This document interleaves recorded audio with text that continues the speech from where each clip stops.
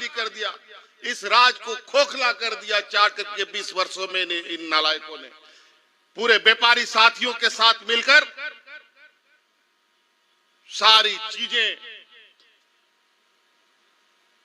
खत्म कर दी थी। अगर सही समय पर हम लोग सत्ता में नहीं आते, 30 वर्ष आपको ये फायरिंग रेंज को मुक्त कराने में लगा, इस राज को अलग कराने में 40-45 साल लग गया। अगर ये लोग और होते यहां पर, फिर पता नहीं हम लोग उन लोग को हटा पाते कि नहीं पाते, क्योंकि गुरुजी जैसा आंदोलनकारी हमारा कोई अगुवा नहीं था। लेकिन आप लोगों के आशीर्वाद से उस डबल इंजन को हम लोगों ने उखाड़ कर फेंका। और आज जिस तरीके से काम किया जा रहा है, इधर ये लोग मेरा सरकार गिराने में लगा है। कभी police, ED, income tax, Lokpal, CBI, जब राजनीतिक जन समर्थन ये लोग नहीं जुटा पाते हैं तो अपने इन एजेंसियों को आदेश देकर हमारे पैरों पर बेड़ियां बांधना चाहते हैं। लेकिन हमें इसकी चिंता नहीं है। हमें कुर्सी भारतीय जनता पार्टी, हमारे विरोधियों ने नहीं दिया, हमें इस राज की कुर्सी यहां बैठे जनता ने दिया है।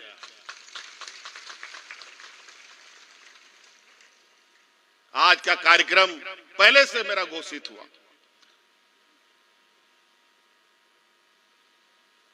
कि हम नेतरहाट फायरिंग रेंज जाएंगे। बाद में पता चला कि ये जो लोग षड्यंत्र रच रहा था, ये लोग समय समय पर ये लोग सोचा कि हम लोग ये षड्यंत्र रचेंगे, ये वाला टोका फंसाएंगे तो मुख्यमंत्री का पैर रुक जाएगा, नहीं जाएगा। तो हम बोले जो करना है कर लो, जो निर्धारित चीजें हैं और वो ग्रामीण से जुड़ा रहेगा, वहां हेमंत सोरेन का पैर कभी नहीं रुक सकता।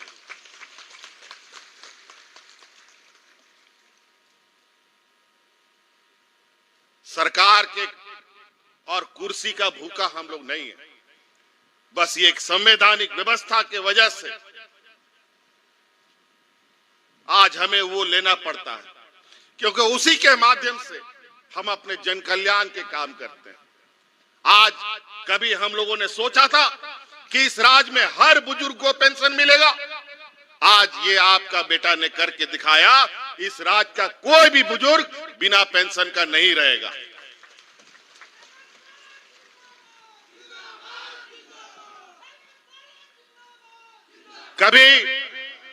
कभी आप लोगों ने सोचा कोई बूढ़ी महिला या कोई विधवा या एकल महिला को कभी पेंशन पूरा मिलेगा? आज आपका इस बेटा ने निर्णय लिया, कोई बूढ़ा बुजुर्ग, कोई विधवा महिला, कोई अकेला महिला बिना पेंशन का नहीं रहेगा, सबको पेंशन हम देने का काम। हम भारत सरकार से बोले कि हमारे राज्य में गरीबी बहुत है, हमको पेंशन और स्वीकृत करो, पैसा दो। कभी नहीं। ये व्यापारी की जमात जो देश में कब्जा किया है, ये लोग देने वाला लोग नहीं है, ये लोग लेने वाला लोग है, बता देते हैं। इसे संभल के रहिए। देश में पहला ये राज है जो सभी लोगों को पेंशन सर्वजन पेंशन के रूप में दे रहा है। कई ऐसी चीजें, नियुक्तियां रोज हो रही हैं, हमारे सरकारी कर्मचारियों का मनोबल दिन ब दिन बढ़ रहा है, सरकार पर उम्मीदें जग रही हैं।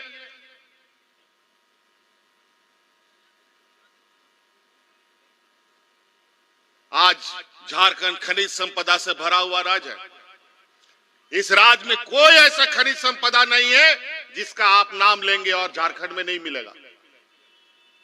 सब चीज मिलता है, लेकिन यहाँ का लोग को भूखा क्यों मरना पड़ता है, ये सबसे बड़ा चिंता का विषय बना। 20 सालों में इन लोगों ने क्या किया, इस राज्य को कहां पहुंचाया। नौजवानों का भविष्य के साथ खिलवाड़ किया।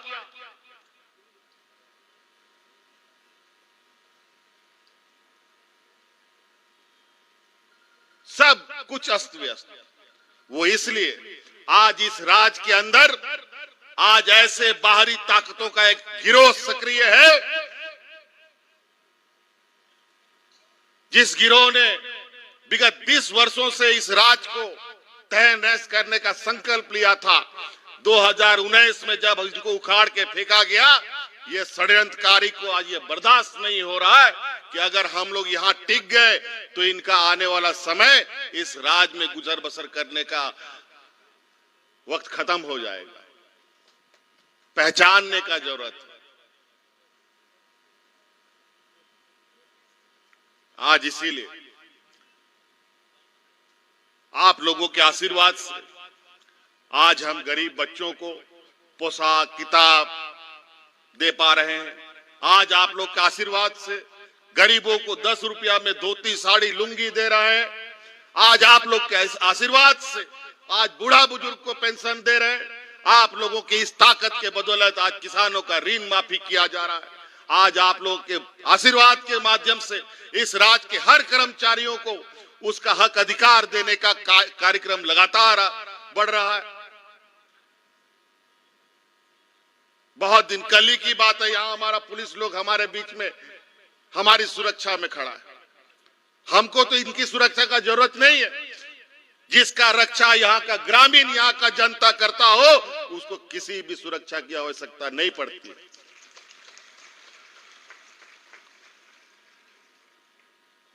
इसी महुआ डांड के रास्ते से रात में 10, 11, 12 बजे निकलते थे ना जी।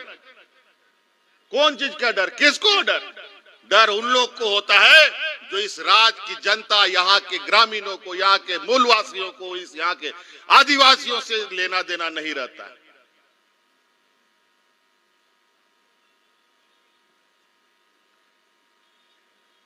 बेचारा चुनाव के समय, चुनाव के पहले ये लोग भी बेचारा पिछले सरकार का लाठी डंडा खा करके हुलाड़ पड़ा हुआ था।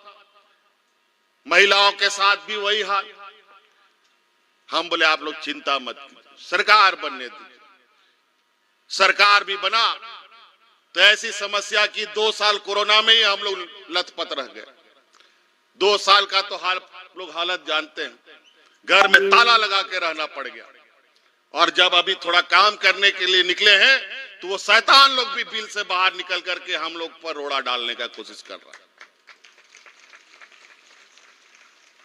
चिंता मत करो, यह आदिवासी का बच्चा है,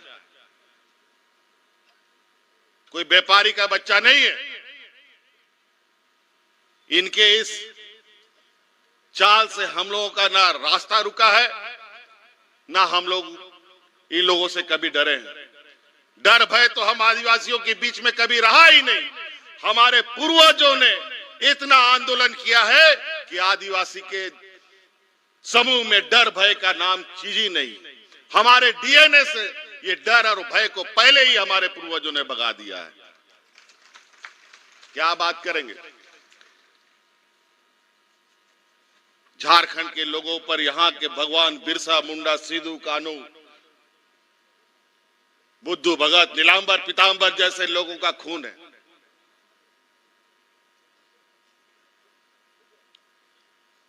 अभी इन लोगों को तकलीफ है।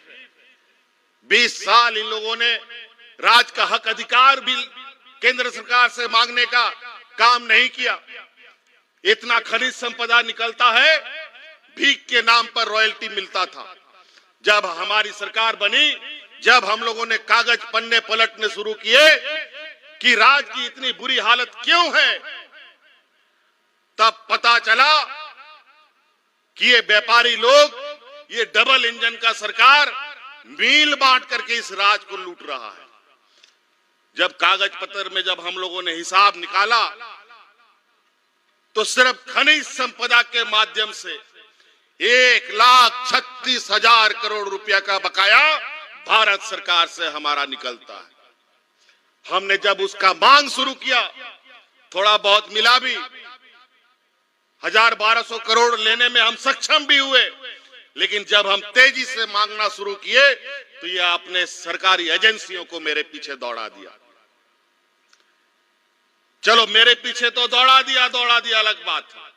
जब देखा कि इस सांड को तो पकड़ नहीं पा रहे, अब आदरणीय गुरुजी जब एक उम्र के पड़ाव में खड़े हैं, उसको सीढ़ी बना करके लोकपाल में केस करके मेरे तक पहुंचने का कोशिश कर रहा है।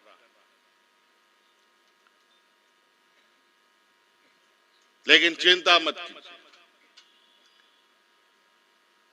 जो संघर्ष का और जो इस राज्य के प्रति समर्पित का भाव आदरणीय गुरुजी में है, वही समर्पण भाव के साथ आज हम आप लोग के बीच में। हमारी ताकत आप है और आप की वजह से ही हम इतनी लंबी लड़ाई और मजबूती से लड़ाई लड़ते हैं। अभी कल परसों इस राज्य में आदिवासी दिवस 9 तारीख को हुआ था। पूरा विश्व में आदिवासी दिवस मनाया जाता है 9 तारीख को, और इस 20 वर्ष में पहली बार इस राज्य में आदिवासी दिवस हमने मनाया 2 दिन का। और पूरे राज्य के अलावा अगल बगल जहां असम, बंगाल, छत्तीसगढ़, उड़ीसा का आदिवासी समूह का लोग भी आया था और बहुत धूमधाम से हुआ। इतना बारिश, झमाझम बारिश, फिर भी ये कार्यक्रम में लोग आने से नहीं रुका। जब हम ये कार्यक्रम कर रहे थे, कार्यक्रम होने के बाद ये व्यापारियों ने बोला कि ये सरकारी पैसा का दुरुपयोग है। अरे वाह, आदिवासी राज्य में आदिवासी दिवस नहीं मनाया जाएगा? 20 वर्ष में तो कभी तुम लोग मनाया नहीं। और तो और देखिए, ये घोषित आदिवासी दिवस दुनिया का, और हमारा देश के प्रधानमंत्री और हमारे देश के आदिवासी राष्ट्रपति ने आदिवासियों को शुभकामना तक नहीं दिया। और वो देंगे भी नहीं, क्योंकि हमको ये आदिवासी नहीं बोलते। इनको आदिवासी बोलने से चिढ़ होता है। यहां के आदिवासी को ये वनवासी बोलते हैं। वनवासी का मतलब क्या होता है, ये वही लोग जानते हैं। ये उन्हीं का उपजाया हुआ व्यवस्था है वनवासी। हिंदू मुस्लिम के नाम पर, आदिवासी गैर आदिवासियों के नाम पर, आदिवासी क्रिश्चियन के नाम पर, दलित पिछड़ों के नाम पर सबको लड़वाओ, यही काम है। अब ये पहचानना होगा, इस तरीके के लोग अब हमारे बीच में नहीं रहना चाहिए, नहीं तो हम बढ़ जाएंगे। आज ये ताकत आप लोगों ने जुटाया और वो ताकत आपने हमें दिया, तो आज ये फायरिंग रेंज का 30 साल तो 95-96 से शुरू हो रहा है, लेकिन ये तो 64 से चला आ रहा था, 65 से यहां फायरिंग रेंज चल रहा था। उस समय इस राज्य में कोई बोलने वाला नहीं, आबादी भी कम, गिना चुना गांव, गिना चुना घर, जिसको जैसा मन किया राज को उपयोग किया। हमारे नई पीढ़ी बढ़ती गई, थोड़ा बहुत सोच उपजा, तो यह आंदोलन शुरू हुआ। उस समय से 30 साल, 65 में तो मेरा भी जन्म नहीं हुआ था। उस समय से यहां पर ये,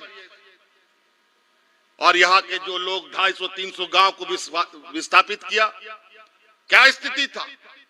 सबको पत्थरों का गुफा में रहने के लिए मजबूर होना पड़ा, और विस्थापित के नाम पर 1 कमरा 2 कमरा का मकान, और वो भी ऐसा मकान कि आदमी रहेगा, कि आदमी के साथ उसका खटिया और सामान भी रहेगा। बहुत अजीबोगरीब स्थिति राज्य में चला, लेकिन इसका अब अंत समय आ गया। अब इसलिए आप लोगों को राजनीतिक रूप से थोड़ा जागरूक रहना पड़ेगा। आज देश में व्यापारियों का कब्जा है, और ये व्यापारी लगातार देश की संपत्तियां बेच रहे हैं। इस राज्य का खनिज संपदा को भी लूटने की तैयारी चल रही थी, और उस लूट को रोकने का ये अंजाम है ये इन लोगों ने हमारे पीछे विभिन्न एजेंसियां लगाकर हमें रोकने का प्रयास किया है। ये तो कानूनी कार्रवाई है। शरीर में एक भी खून बचेगा तो भी इनको हम लोग वापस यहां नहीं आने देंगे। इसलिए कानूनी कार्रवाई से हमारे आवाज नहीं रुकने वाले। सर काट दोगे, धड़ काट दोगे, बस शरीर में एक बूंद खून बचना चाहिए। बाकी तो ये खून कमाल दिखा देगा, भले ही 2 साल के बाद। तो साथी, बहुत बातें हैं। आंदोलन का तकलीफ को जितना हमने करीब से देखा है और जो एहसास आप लोगों ने किया है, आपकी भावनाओं को हमसे बेहतर इस राज्य में कोई नहीं समझ सकता। और यही खुशी बांटने के लिए और यही आपका घर मकान ऊंचा ऊंचा नहीं हो, बड़ा बड़ा बिल्डिंग नहीं हो। आज जिस तरीके से देश में लोगों का पैसा ही सब कुछ होता है, तो यहां का आदिवासियों का अपना जमीन ही सब कुछ होता है। यहां का जल जंगल जमीन ही हमारा जीने का आस्था है। कैसा लगता होगा जब अब जाहिर थान, चाहे सिंह बोंगा, चाहे मरंग बुरू, इन लोग को छोड़ के गांव जाना पड़ता है। कैसा लगता है? और इन सब जगह से गांव के गांव इन लोगों ने विस्थापित किया। और मुआवजे के नाम पर आज किसके पास वो मुआवजा बचा है? बड़ी षड्यंत्र तरीके से जो मैदानी क्षेत्र में रहने वाला लोग है, ये लोग कभी विस्थापित नहीं होता है। विस्थापित होता है इस देश का आदिवासी। हमेशा आप देखिएगा,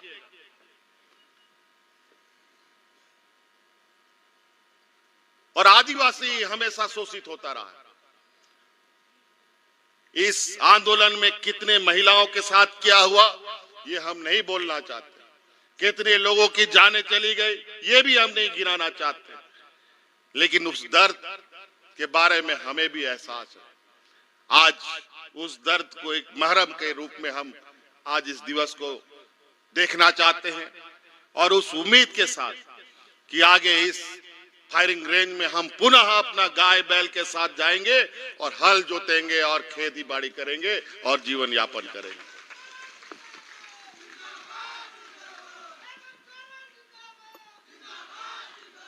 तभी हमको सुकून मिलेगा।